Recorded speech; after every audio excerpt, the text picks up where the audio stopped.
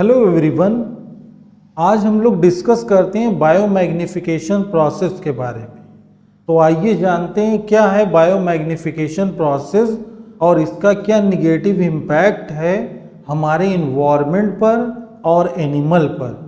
तो biomagnification refer to increase in concentration of the toxicant at each tropical level, यानी किसी भी aquatic bodies में अगर वाटर का पोल्यूशन है, इसमें कोई टॉक्सिक कंपाउंड है, तो उससे बहुत सारे एनिमल अगर ईट कर रहे हैं, उसमें ट्रांसफॉर्म हो रहा है वो टॉक्सिक कंपाउंड, तो हर ट्रॉपिकल लेवल पर टॉक्सिसिटी बढ़ती जाती है। इसी को हम बोलते हैं बायोमैग्निफिकेशन प्रोसेस।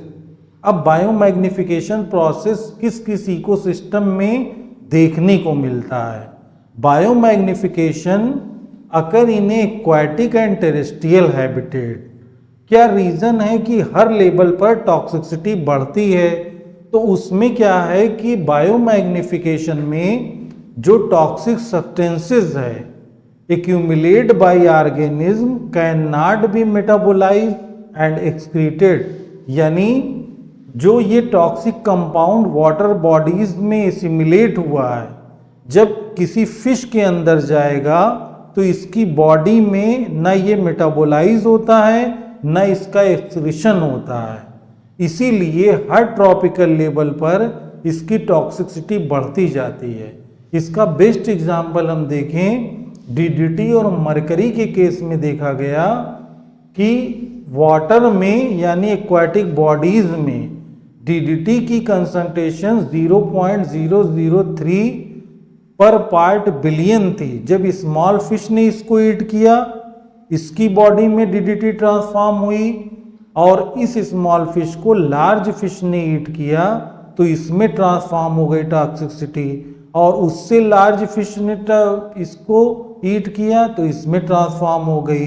तो देखिए कंसंट्रेशन बढ़ती गई हर ट्रॉपिकल लेवल पर।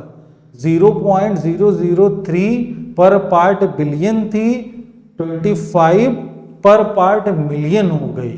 तो इसीलिए कहते हैं बायोमैग्निफिकेशन में हर ट्रॉपिकल लेवल पर टॉक्सिक कंपाउंड की टॉक्सिसिटी बढ़ती जाती है। इसका दूसरा निगेटिव इम्पैक्ट था डीडीटी का। DDT serious environmental problem, disturb calcium metabolism in bird thinning of egg shell, premature breaking, decline eagle population, यानी जो ईगल की पॉपुलेशन कम होने लगी, उसमें देखा गया कि डीडीटी कैल्शियम मेटाबॉलिज्म को डिस्टर्ब कर रहा था, तो उससे प्रीमेच्योर ब्रेकिंग होने लगी एग की, तो इससे पॉपुलेशन कम होने लगी। तो बायोमैग्निफिकेशन प्रोसेस को कम करने के लिए, रिड्यूस करने के लिए हमें टॉक्सिक कंपाउंड को डायरेक्टली एक्वाटिक बॉडी में रिलीज नहीं करना है। वाटर पोल्यूशन को कम करना है बाय अवेयरनेस और इन्वायरमेंटल एजुकेशन से, तो हम बायोमैग्निफिकेशन प्रोसेस को कम कर सकते हैं। Thank you.